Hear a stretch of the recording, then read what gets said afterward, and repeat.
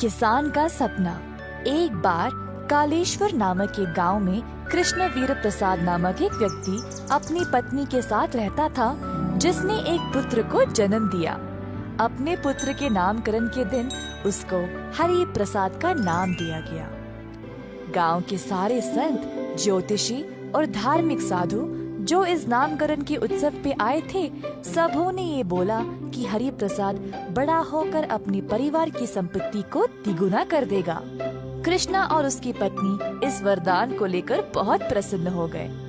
अब बचपन से ही हरि प्रसाद ये सुनते आ रहा था कि उसके कारण परिवार की संपत्ति तिगुना हो जाएगी,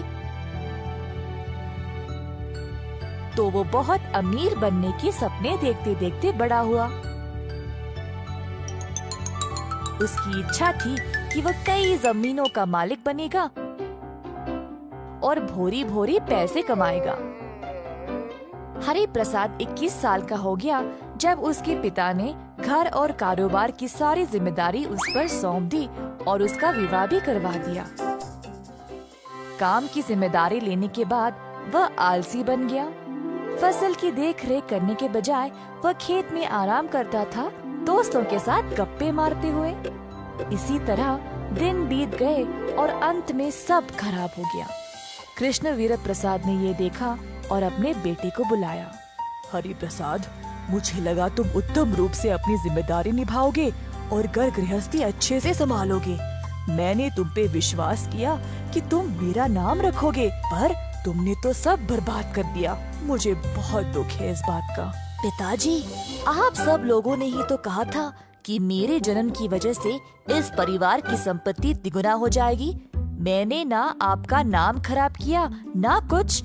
मैं तो हर रोज समय पे खेत पे भी जाता हूँ। ओह मेरा भोला बेटा, अगर तुम दिल और दिमाग लगाकर काम करोगे तभी हमारी अच्छी फसल उगेगी ना। अगर तुम केवल खेत पर जाकर कुछ भी नहीं करोगे तो फायदा कहाँ से आएगा। अगर तुम ऐसे ही करते गए तो हमारा पैसा, खाना, धन सब खत्म हो जाएगा। अभी तो जागो और अपना कर्तव्य निभाओ। हरि प्रसाद को अपने पिताजी की बात समझ आ गई। मैंने इतने दिन बर्बाद किए, इतनी छोटी सी बात थी और मुझे समझ नहीं आया। बिना काम किए मैं परिवार की संपत्ति को तिगुना कैसे कर सकता हूँ। पिताजी, मुझे क्षमा कर दे। मुझे अपनी गलती का एहसास हो गया है और मैं ऐसा कभी नहीं करूँगा। मैं वादा करता हूँ आपसे, मेरा विश्वास करिए। हरि प्रसाद ने अपने पिताजी का आशीर्वाद लिया और चला गया। अपने वादे के अनुसार हरि अब रोज खेत पर जाकर काम को अच्छे से देखने लगा और सुनिश्चित किया कि मजदूर ठीक से काम कर रहे थे या नहीं। सबसे बेहतरीन फसल लाने के लिए हरि प्रसाद अलग अलग तरीके सोचने लगा खेती बाड़ी करने के लिए। उसकी पत्नी ने उसको कठोर परिश्रम करते देख उसके लिए भोजन ले जाने लगी खेत पर। फिर उसने अपने ससुर जी के सामने भी हरि प्रसाद की बहुत प्रशंसा की। जब पिताजी ने भी ध्यान दिया तो उन्होंने भी अपनी तरफ से खेती के लिए बेहतर मशीनों का प्रबंध किया। पर हरि प्रसाद अपने सपने के बारे में नहीं भूल पाया जो वो बचपन से देख रहा था। उसने देखा कि उसकी अच्छी खासी फसल निकलने लगी। उसको अनाज और बीज के 100 भोरियां निकलने लगे। परंतु हरि प्रसाद संतुष्ट नहीं था, क्योंकि उसका सपना और भी बड़ा था। वह अपने सपने को सच करना चाहता था, परंतु वैसा हो ही नहीं रहा था। हालांकि बाकी के लोग तो बहुत खुश थे। हरि प्रसाद से बात करने गए पर वो खुश ही नहीं था।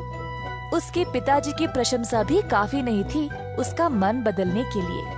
हरि प्रसाद बेटा, जरा देखो सब कितने खुश हैं। पर तुम इतने उदास क्यों हो? पिताजी, मैं अभी भी संतुष्ट नहीं हूँ। मेरा सपना कुछ अलग था, इससे भी बड़ा। मैं खुश हूँ ही नहीं। हरि प्रसाद, जितना भी हमारे पास है उससे हम सब खुश हैं। तुम कुछ ज्यादा ही प्राप्त करना चाह रहे हो। हमारी फसल बहुत अच्छी है अभी। अपनी उम्मीदें इतना भी मत बढ़ाओ। नहीं तो जो है उसको भी खो दोगे। परंतु हरि प्रसाद वैसा ही रहा। वह और धन कमाने की कोशिश करता गया और 10 गुण ज्यादा धनवान भी बन गया।